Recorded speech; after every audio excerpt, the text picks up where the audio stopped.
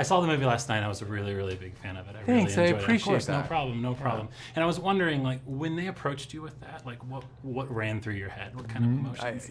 I screamed no as loud as I could inside of my head. I mean, it's a daunting task, you know, like the burden is huge, and most of all because I'm a movie fan first and foremost. That's why I do what I do. It's why I got into making movies, because I wanted to be able to, for the rest of my life, relive those experiences of sitting in a dark theater and feeling like I was being transported. And Poltergeist, even though I didn't see it in a theater because I was too young when it first came out, it was a sort of pivotal and transforming experience for me as a kid. And so I was very aware of all the things that could go wrong in making a new Poltergeist film, and that made me very hesitant to approach it.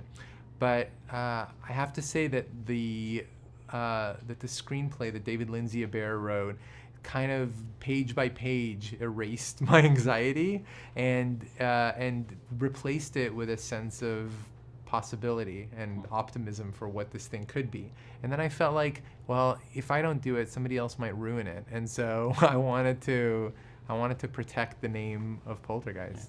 And I noticed a lot of it. There's a lot of ode to the originals, throwback lines, some scenes, something that happened. But there's a lot of like new liberties that are taken. Cool. Was that something that you wanted to make sure were in there? Yeah, I mean, I have to find my inspiration when I'm telling a story. You know, you work on a film for a very long time, and it's one of the hardest jobs you could do in this world. And to do it well, I had to do it from a place where I could find my own inspiration, and that came from some of these sort of flights of fancy that this new Poltergeist is able to take. Definitely. Kind of a fun question for you. This is a remake that you make. Is there any other films that you could really hope that you'd get a chance to remake, or if you can remake anything from your childhood, something you could get to see in theaters? It's so funny. I used to joke around for a while. There was like Hidden Valley Ranch. Like if you could tap into that feeling when you first bit into a Cool Ranch Doritos and turn it into a three picture immersive experience. You know, I really feel like I scratched my nostalgia itch with Poltergeist.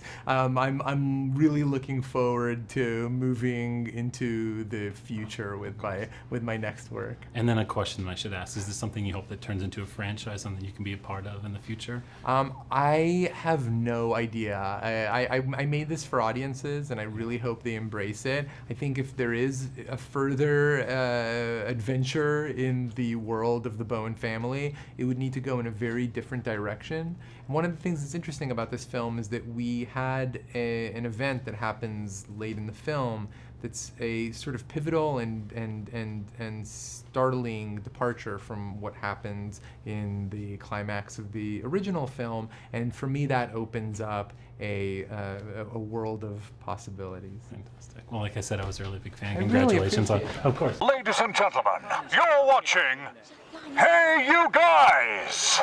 Hey You Guys, huh? Hey, you guys. Is that from the Goonies? It is indeed, yeah. Nice. Hey!